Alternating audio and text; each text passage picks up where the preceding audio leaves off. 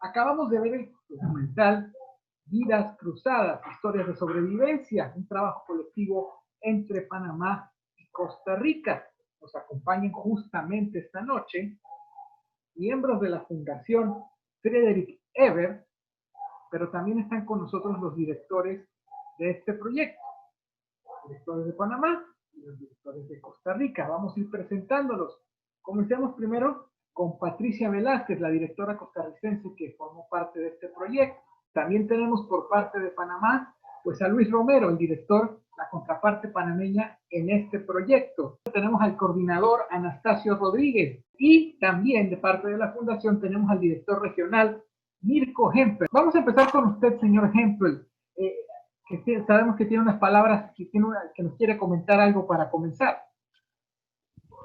Señoras y señoras, en la larga historia de la humanidad siempre han sucedido y siguen sucediendo acontecimientos dramáticos que alteran por completo las vías de desarrollo de regiones enteras o incluso cambian el orden mundial debido a la fuerza omnipresente de sus efectos. Guerras, desastres naturales o pandemias. El año 2020 nos quitó la ilusión de que gracias a las altas tecnologías de nuestro siglo, todo estaba bajo control. Pero desde el comienzo del año, un pequeño virus afectó severamente gran parte de nuestras vidas. Se vieron sacudidos nuestro estilo de vida y trabajo habituales, nuestros contactos sociales, la movilidad global aparentemente ilimitada y la sensación de completa seguridad.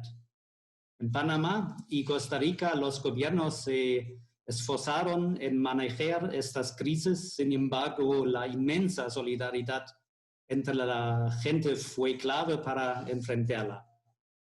Son valores que la Fundación Friedrich Ebert, como un buen socio, ha venido defendiendo y comunicando a nivel global desde hace más de 95 años.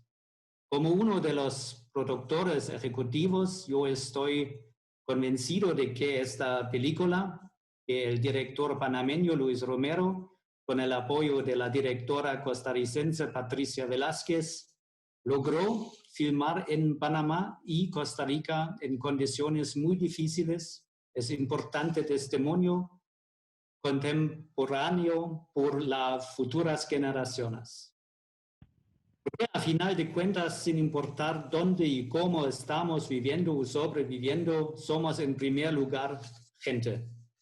Gente con anhelos, planes, familias, trabajo, preocupaciones, alegrías y el conocimiento de finitud de nuestra propia existencia. Confío que esta película nos inspire a encontrar una manera de aprender a partir del 2020 que nada es completamente controlable y saber cuestionarnos una y otra vez. Pero esta película también nos muestra muy claramente que siempre hay un camino y una esperanza. Me gustaría agradecer a todas las personas que participaron en la creación de este gran testimonio documental, pero en especial a los y las protagonistas de la película por habernos permitido acompañarles en las horas más difíciles de sus vidas 2020. Les deseo todo lo mejor para el 2021 y creo que esta película es una documentación muy buena y de mi parte yo soy muy contenta. Muchísimas gracias, señor Hempel. Vamos a iniciar la conversación, vamos a iniciar esta charla para hablar un poquito más sobre el proyecto y comprenderlo más y analizarlo después de haberlo visto. Vamos a empezar contigo, Luis Romero, acá en Panamá. Luis, cuéntame, ¿de dónde nace la idea de Vidas Cruzadas? La idea nace de conversaciones que habíamos tenido Mirko y yo sobre lo interesante que era la relación que había entre Panamá y Costa Rica tanto en el tema socioeconómico como en el tema político. O sea, de alguna forma u otra eran dos nuevos gobiernos que llegaban y que traían con ello esperanza, nuevas expectativas, cambios en la sociedad, y surge la pandemia. Entonces, de alguna forma u otra, todo esto se transformaba por la situación de pandemia. Y cómo íbamos a salir de eso, cómo los gobiernos iban a poder sobrepasar eso, era una preocupación muy grande. Por el otro lado, también era muy importante el hecho de que los países, cada uno lo iba a ver o lo iba a enfrentar la pandemia de una manera diferente, pero en el fondo, concuerdo con Mirko, al final somos gente y también tenía que ver cómo se iba a interrelacionar la gente con la pandemia. Entonces de allí, él conversa conmigo, me dice, tengo la idea de hacer una película que pueda hablar de cómo vamos a llevarlo en estos países, ¿cómo crees que podemos hacerlo? Entonces yo, evidentemente, pues ya uno tiene conexiones por toda América Latina y dije, pues conversemos con algunos colegas de Costa Rica que puedan sumarse al proyecto, ¿no? Que puedan dar su visión desde Costa Rica con algunas historias. Siempre pensamos en que tenían que ser algunas historias que contaran qué habían pasado con la pandemia. Luego se incorporó la idea de que también se colocaran especialistas de determinadas áreas que pudieran aportar sobre la situación socioeconómica y política de la pandemia. Y creo que eso lo logramos. Justamente, Patricia, ¿cómo recibe cuando le llega este proyecto a usted? ¿Qué pasa por su mente y cómo son esas primeras etapas de trabajo integrando este binomio, ¿no? Panamá-Costa Rica para un proyecto de este tipo? Bueno, cuando Luis me contacta, primero me pareció que era como una idea muy potente, muy interesante. Y bueno, ya Luis y yo nos habíamos conocido el año pasado en una actividad de cine acá en Costa Rica. Y como que fue sencillo empezar a conversar como con respecto al tema. Yo creo que es un tema totalmente universal, todos lo hemos padecido, ¿verdad? A todos nos ha afectado la pandemia en mayor o menor medida. Y creo que ahí fue como empezar a conversar, bueno, cuál es el tipo de historias que queremos retratar, qué es lo que queremos mostrar. Y desde el principio, como que llegamos al acuerdo y bueno, sobre todo con la línea que tenían, que ya han comentado, de tratar como de retratar una diversidad, o sea, como de que las historias fueran representativas de distintos sectores sociales, de realidades diferentes, que fueran tanto realidades urbanas como del campo, de personas con más recursos, con menos recursos, ¿verdad? Como entender de una forma bastante global qué es lo que le ha pasado a los países, ¿verdad? Desde distintas perspectivas. Ahora, vamos a hablar un poquito, Anastasio, que nos cuente un poco cuál es el trabajo de la Fundación, porque está en toda la región, pero también hay un elemento que es una observación muy personal. Tenemos Centroamérica, ¿no? Tenemos el famoso, el llamado Triángulo Norte, que ahí hay una unidad y hay una cercanía muy notable. Sin embargo, Costa Rica no es parte de este Triángulo Norte, y aun cuando tiene cierta conexión con el resto de Centroamérica, también está Panamá, que es aún más aislado por el tema histórico, por el tema geográfico, ¿no? Anastasio, usted que está dentro de la organización y lo ve, al final, primero que nos cuente el trabajo de la Fundación, como les comenté, pero también esta reflexión, al final, ni Panamá ni Costa Rica, aún con sus diferencias, son tan distantes y a veces no explotamos esa cercanía y nos vemos aislados a pesar de ser vecinos. No somos una organización improvisada, tenemos más de 50 años de presencia en la región y las 6 oficinas tratan de conectar una serie de temas que están vinculados a la movilización, al fortalecimiento de la democracia en la región. Y evidentemente al llegar una pandemia de estas características que no esperábamos, el trabajo se refuerza para poder identificar esos protagonistas por países, apoyar esos procesos de reinvención que han tenido los 6 países. O sea, si uno observa el documental, nos plantea cómo los ciudadanos se tuvieron que reinventar, y por eso hablamos de vidas cruzadas. Y también decir que el trabajo de la Fundación viene siendo precisamente la formulación de propuestas. Eso ayuda y facilita un poco el poder impulsar procesos que aminoren esa distancia que tú planteas en tu pregunta. La pandemia obligó a los gobiernos de la región, logró y obligó la necesidad de intercambiar información sanitaria principalmente, y por otra parte también información de toda la estructura de voluntariado y solidaridad que se dio desde Panamá. Desde Panamá se despachó gran cantidad de productos para Centroamérica. Creo que hubo un proceso de conectividad, pero también de solidaridad de parte de los países. Y creemos que, si bien es cierto, con Costa Rica, que tenemos una frontera que va más allá del tema económico, la importancia que tienen estos 2 gobiernos que recién llegan al poder es efectivamente el poder construir políticas públicas, políticas de Estado. Quizás una de las cosas que la pandemia nos deja como reflexión a los 6 países, pero principalmente a los 2 vecinos, Costa Rica y Panamá, es que ya no es suficiente políticas cortoplacistas de un periodo electoral de 5 años. ¿Cómo escogen estas historias? Yo me imagino, todo este tema de la pandemia comienza en diciembre del año pasado en China, pero a nuestra región llega al finalizar el primer trimestre. Me imagino que todo este trabajo se tuvo que hacer a una velocidad muy grande y tomando en cuenta las restricciones que había, las imposibilidades a veces para trabajar. Me imagino que todo tuvo que ser muy veloz.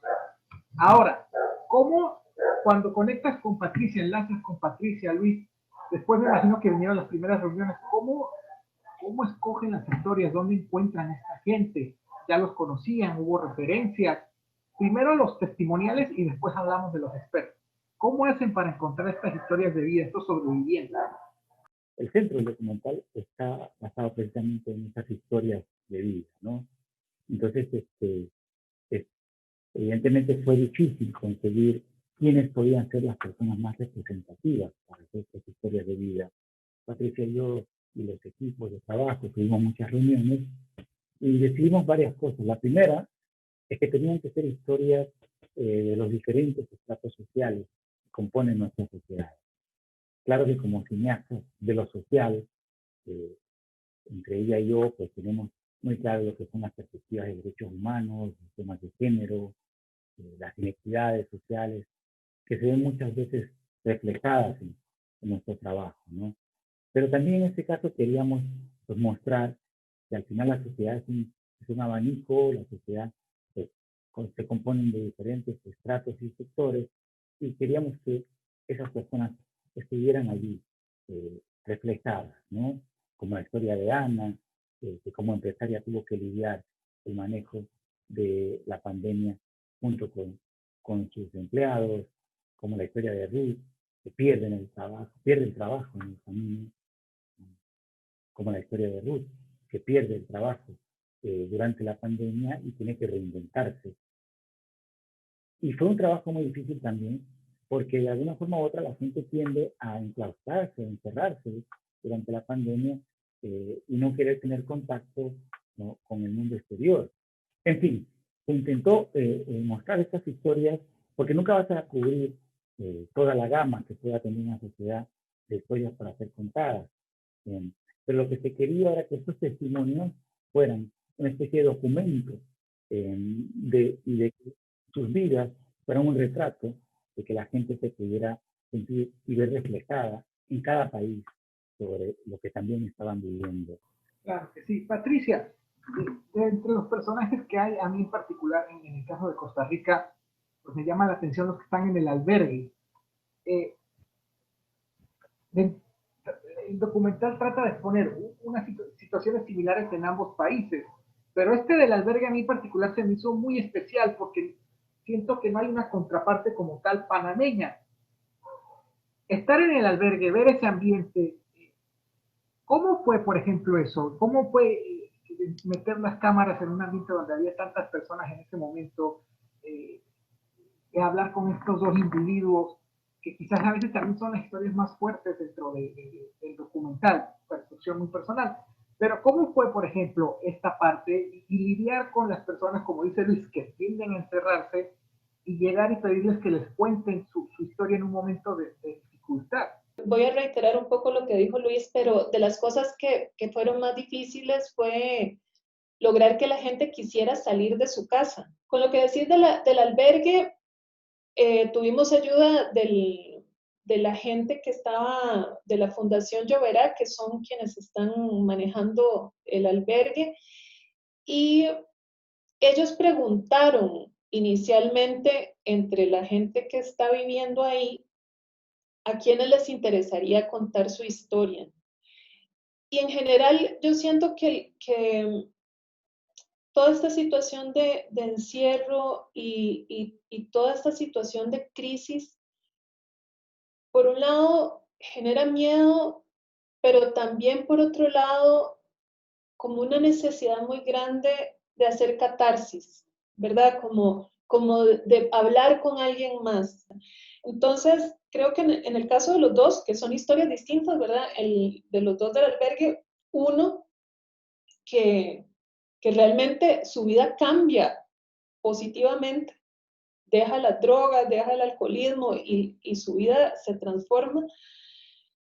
Y de la otra chica que más bien, bueno, pierde todo, pero siento que con una gran dignidad, ¿verdad? Hay como una gran dignidad en las dos historias. Luis, Patricia lo decía, quizás las medidas pues, de Costa Rica no han sido tan restrictivas como en Panamá.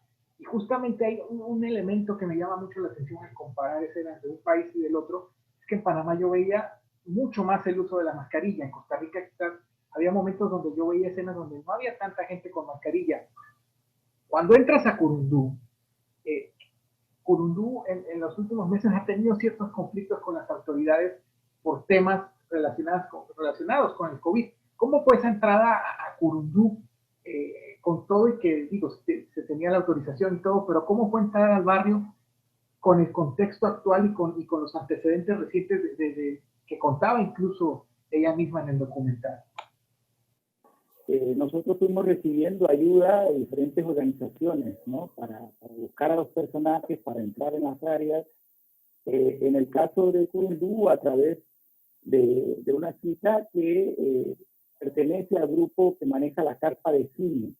Es una organización que reúne a los niños y niñas de Curundú y cada cierto tiempo les organiza cine debates, ¿no? Entonces, pues a través de ella pudimos entrar a Curundú y conocer la historia, que en realidad pues, es la historia de su madre, ¿no? Entonces, yo creo que como dijo también Mirko al inicio, aquí hay mucho de solidaridad, o sea, muchas de las cosas que fuimos consiguiendo, las fuimos consiguiendo por solidaridad entre las personas que nos fueron contactando o que fuimos contactando. De alguna forma u otra también, yo siento que el documental como al mismo tiempo hay muchas barreras entre nosotros, barreras además con mucho miedo y con todas esas palabras que se presentan, por ejemplo, en el estudio psicológico que aparece en el documental, ansiedad, temor, estrés, depresión, desespero, angustia, pero al mismo tiempo las personas están como que cuidándose, ¿no? Unas a otras.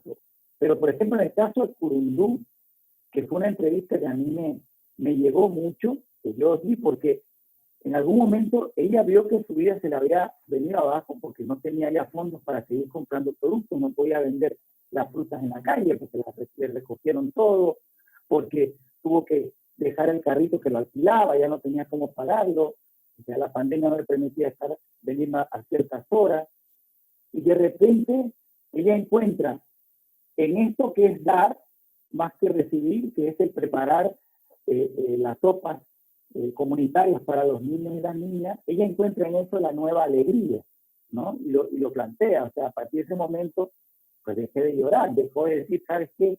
No soy solo yo, la que está viviendo esta pandemia. Voy a quedar contigo, Luis. Los expertos, ¿cómo fue la escogencia de los expertos, más en estos momentos donde hay tantas tendencias y donde hay tantas ideas de un lado y del otro? ¿Cómo buscar expertos que en lugar de polemizar se dedicaran obviamente a contextualizar lo que está sucediendo y lo que se necesitaba saber? Es una pregunta muy, muy importante. Ahí fue un binomio, ¿no? Porque hubo apoyos de la Fundación Fritz Ebert, que es una fundación que trabaja, que ahí Anastasio explicó, ¿no? Una fundación socialdemócrata que trabaja con diferentes organizaciones y evidentemente pues tiene una serie de contrapartes, de apoyos, de especialistas que están siempre en contacto, dando información e investigando junto con la fundación. Entonces fue una combinación entre, oye, ¿qué tal si ponemos a este economista, si ponemos a este especialista? La fundación nos dio algunos nombres, comparamos, en el caso de Patricia igual, la fundación le pasó algunos nombres para que viera, pero yo sí tenía, digamos, algunas figuras que consideraba que no podían dejar de estar. Para mí uno de los valores, pilares y fuerzas que tiene el documental, por ejemplo, es el aporte que hace el profesor Jované. O sea, porque de una u otra forma es una radiografía de la sociedad panameña en pandemia y post pandemia. O sea, él de alguna forma es norte. Entonces yo sí tenía mucho interés en que el profesor Jované participara en el documental, y de hecho es el único que participa en Zoom. En el caso de Panamá, la investigación psicológica que se hizo, la encuesta que se hizo, para mí era clave. Y eso fue una encuesta que se hizo a través de la Fundación Fritz Ebert. Y que yo cuando conocí los resultados de inmediato dije, bueno, voy a contactar a este especialista porque son resultados vivenciales, ¿no? Del cotidiano de las personas y cómo lo expresaban. Entonces, para mí era una entrevista clave. Siendo Panamá, tenía que estar el canal. O sea, como canal dimos respuesta, ¿no? O sea, no podía faltar la figura del canal. Pues, Patricia, justamente en ese sentido, ¿le sorprendió que encajara también de un lado y del otro? ¿Le llamó la atención eso cuando fueron uniendo las piezas y las entrevistas y los expertos panameños con los expertos de Costa Rica? En el caso de Costa Rica, la pandemia dejó al descubierto situaciones de trabajo, de explotación laboral, ¿verdad? Sobre todo en las zonas agrícolas, en las zonas fronterizas, personas que viven en total hacinamiento, ¿verdad? Porque fue una pandemia que empieza como un poco entre la gente que viaja y tal, pero en algún momento se vuelve como una pandemia que afecta más a la población con menos recursos. Entonces, creo que también eso está muy bien mostrado de ambos países durante el documental, y que creo que está bueno que permita que la gente reflexione que los países no son solo sus capitales. Luis, ahondando en esta parte, hay un sentido positivo al final en el documental. Vemos historias de gente que no se queda ahí, no se estanca, sino que busca darle la vuelta a la situación. Pero como dice Patricia, creo que el reto del 2021 y en adelante, pues será que los países en general no vuelvan, no bajen un par de escalones o varias escaleras con respecto a los avances que se han hecho en mayor o en menor medida en temas como la igualdad y en el avance de los pueblos y sacar a la gente de la pobreza. Yo creo que Patricia dio en el clavo. O sea, la idea es primero darnos cuenta que no estábamos preparados para esta pandemia. O sea, Costa Rica, en el caso, y lo mencionan algunos especialistas, tenía una cobertura universal de salud, ¿no? Cosa que de alguna forma es una ventaja para muchos países de Centroamérica. Panamá tiene una economía sólida, robusta, estable, segura, inclusive a niveles de inversión. Pero la pandemia lo que nos demostró es lo frágil que son nuestras sociedades, ¿no? Porque de una u otra forma no están, hay mucha desigualdad en nuestras sociedades. Entonces, yo sí creo que eso es un elemento que no que nos haya sorprendido, pero que se hace evidente tanto en la pandemia como en el documental. Al final, bueno, tú te enfrentaste con esto que viene, ¿no? Y sí, la idea de la conclusión esperanzadora es porque vamos a seguir viviendo y vamos a seguir viviendo como sociedad, como individuos, pero de alguna forma tenemos que hacer un alto y decir, bueno, ¿cómo va a ser lo que sigue? Por supuesto. Ahora, ¿qué va a pasar con Vidas Cruzadas? ¿Qué viene para Vidas Cruzadas? Así como estamos reflexionando con qué va a venir para las personas, qué va a venir para el documental. Se transmite, bueno, ahorita en TV, se transmite en SINAP, que es la televisión pública de Costa Rica, pero ¿qué más va a venir? ¿Cuál es el futuro de este proyecto? ¿Cuál va a ser su recorrido? Bueno, es muy buena pregunta. Lo primero, porque aparte cuando Patricia ahí lo sabe, a veces uno se esfuerza tanto, trabaja horas sin dormir, de hecho pasó, y falta esto y vamos para acá y va con esto, y al final termina y bueno, y ahora, ¿dónde lo colocamos? ¿Dónde lo ponemos? Entonces yo sí creo que es una buena pregunta y aprovecho antes de responderla para agradecer el apoyo no solo de las televisoras asociadas, en el caso CERTV, que de inmediato dijo sí, me sumo al proyecto, igual FUNAR, en el caso de Costa Rica, nos dieron una cantidad de imágenes de archivo, porque recordemos que nosotros, como tú dijiste, agarramos el proyecto de agosto para acá, pero ¿qué había pasado antes? ¿Cómo recogíamos esas imágenes? Y el apoyo fue fundamental. También tuvimos productores asociados, en el caso de Panamá, en el caso pues, de Costa Rica, está Tiempo Líquido, en el caso de Panamá, está el GEPU, que es el Grupo Experimental de Cine Universitario, y también dijo me sumo a este proyecto. Entonces creo que eso es clave también, cómo se fue construyendo, ¿no? Aparte, evidentemente, de la producción de la Fundación Frei Schreiber.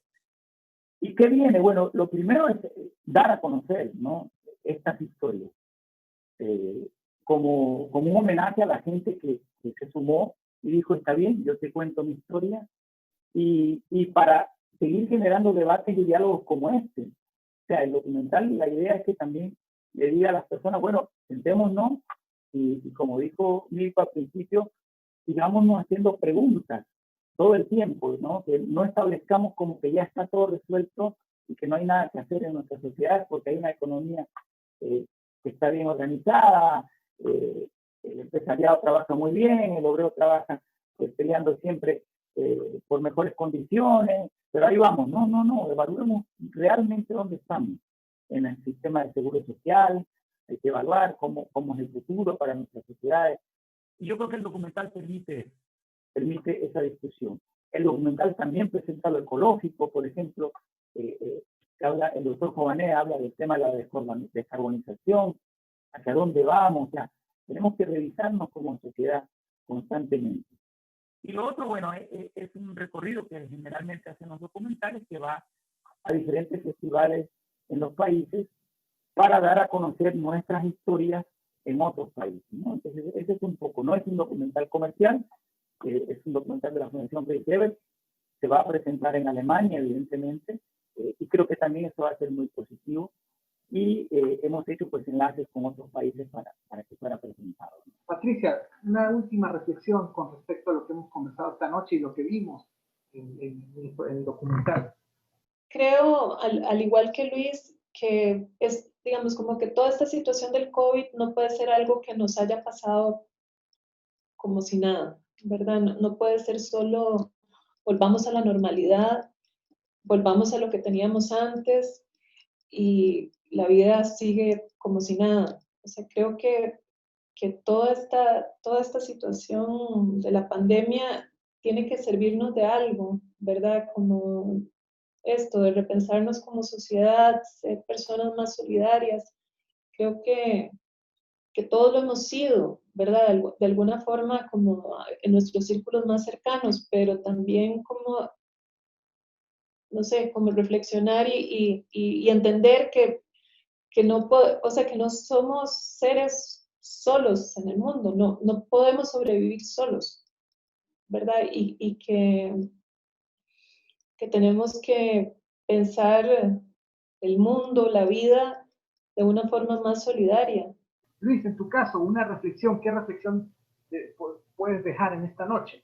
Yo creo que sí tenemos que sentarnos, ¿no? Y evaluarnos y decirnos, bueno, como sociedad, ¿qué hemos logrado?